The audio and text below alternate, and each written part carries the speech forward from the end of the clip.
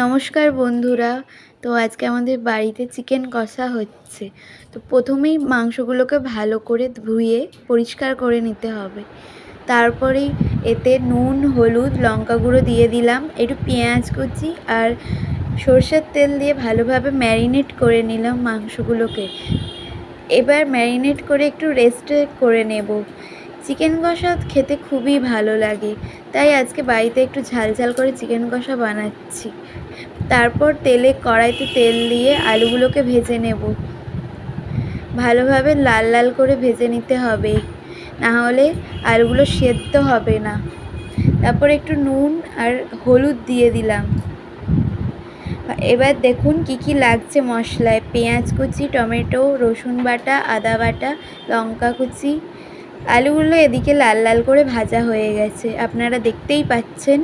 তারপর কড়াইতে আরেকটু তেল দিয়ে একটু লবঙ্গ আর একটু এলাচ দিয়ে দিলাম। ভালোভাবে ওগুলোকে গরম করে কাঁচা লঙ্কা কুচি দিয়ে দিলাম। তারপর ভালোভাবে ওগুলোকে নাড়িয়ে চাড়িয়ে নেব। তারপর পেঁয়াজগুলোকে দিয়ে দিলাম। পেঁয়াজগুলোকে এবার লাল লাল করে ভেজে তারপর রসুন দিয়ে দিলাম। রসুন আর পেঁয়াজটাকে ভালোভাবে নাড়াচাড়া করে নিলাম, না হলে ওর কাঁচা গন্ধ থেকেই যাবে।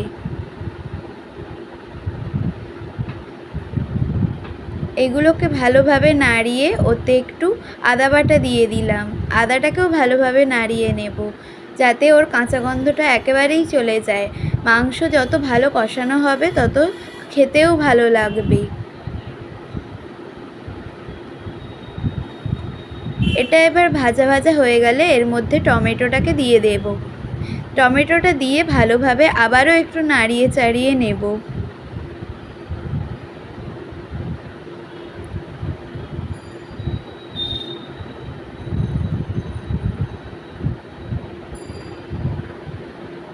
তো টমেটোটাকে নাড়ানোর পর এর মধ্যে ভালোভাবে টমেটোটাকে গেলে নেব। এর মধ্যে লঙ্কা গুঁড়ো, হলুদ গুঁড়ো, লবণ, আরও যা যা মশলা লাগে দিয়ে দিলাম। দিয়ে আবারও ভালো করে কষিয়ে নিলাম।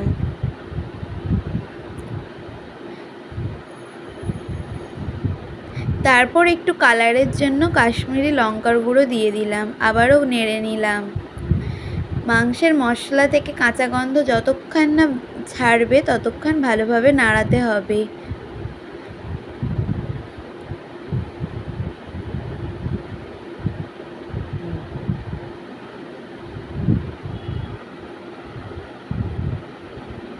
এরপর মশলা থেকে তেল বেরিয়ে এলে চিকেনটাকে দিয়ে দেব।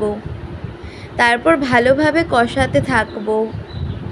বেশ কিছুক্ষণ ধরে কষাতে হবে ভালোভাবে, নাহলে মাংসর টেস্ট চলে যাবে।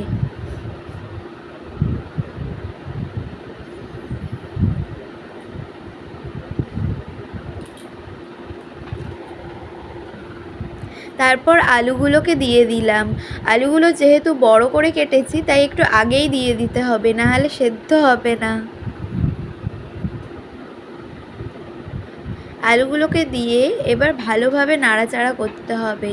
মনে রাখবেন, এই কষানোর সময় যত নাড়বেন ভালোভাবে মাংসের স্বাদ ততই বাড়বে। দেখুন মাংসের থেকেই কত জল বেরিয়েছে। এই মাংসের জলেই মাংস রান্না হয়ে যাবে, বাইরে থেকে আলাদা করে কোনো জল দিতেই হবে না।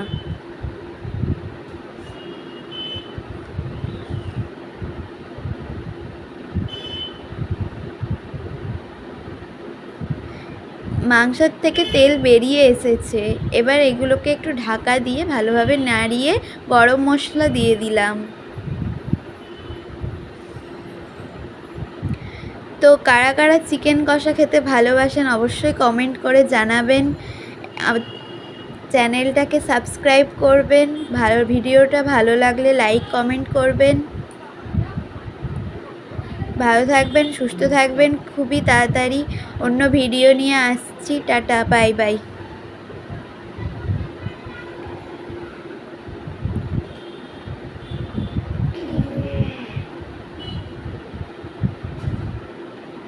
আমাদের চিকেন কষা রেডি।